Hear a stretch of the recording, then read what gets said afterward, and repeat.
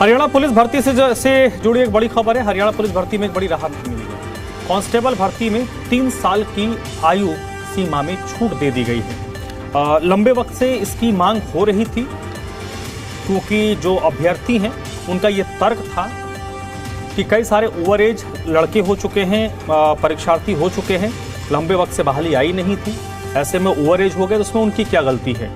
सीटी 2025 अभ्यर्थियों के लिए ये नियम लागू होगा। चेयरमैन हिम्मत सिंह ने इसकी जानकारी देते हुए बताया है कि सभी को परीक्षा की शुभकामनाएं हैं। और विजय राणा का सीधा रुख कर लेते हैं। विजय, एक बड़ी राहत है उन अभ्यर्थियों के लिए, क्योंकि एक तरीके से जो वो आवाज उठा रहे थे उनकी आवाज सुनी गई है।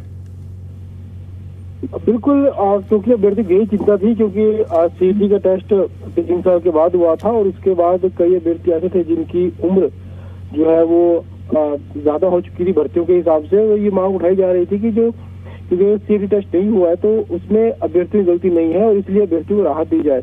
और इससे पहले 3-4 दिन पहले भी हरियाणा स्टाफ सिलेक्शन कमीशन के चेयरमैन हिम्मत सिंह की ओर से ये एक इशारा कर दिया गया था कि इस ओर बातचीत चल रही है और हो सकता है कोई अच्छी खबर अभ्यर्थियों को मिल सकती है।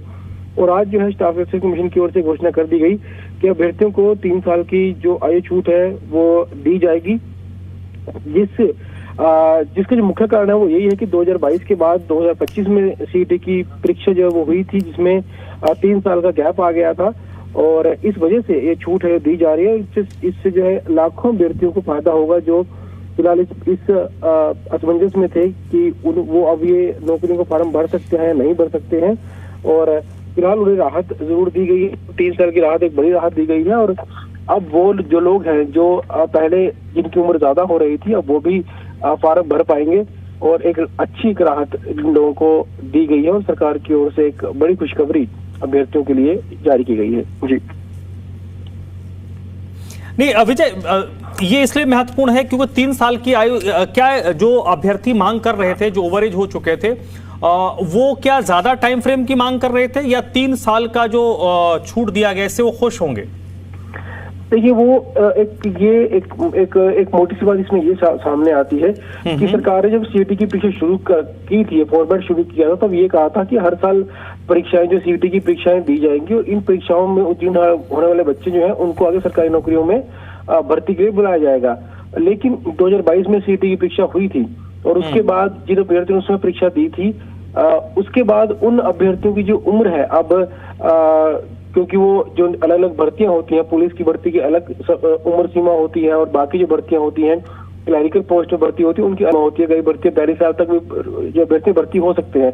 अगर हम उदाहरण के लिए 42 साल की समय सीमा भी ले लें तो जिन अभ्यर्थियों की उम्र पिछले साल अगर उनकी उम्र 42 साल पूरी हो चुकी है, यानी वो इस साल जो भर्ती में शामिल नहीं हो पाएंगे, तो ऐसे लोगों की ओर से मांग उठाई गई थी कि जब सीटी का टेस्ट ही 3 साल के बाद हुआ है और इस दौरान जिन लोगों की उम्र जो है सीमा से ज्यादा हो चुकी है, तो उन लोगों को जो है इस भर्ती में शामिल होने का मौका दिया जाए।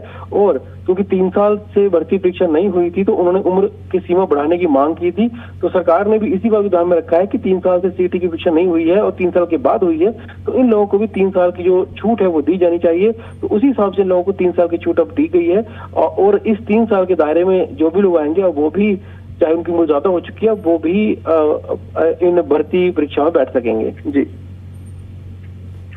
चलिए, आप मेरे साथ बने रहिएगा विजय, आगे भी आपसे हम बात करेंगे। तो बड़ी राहत है।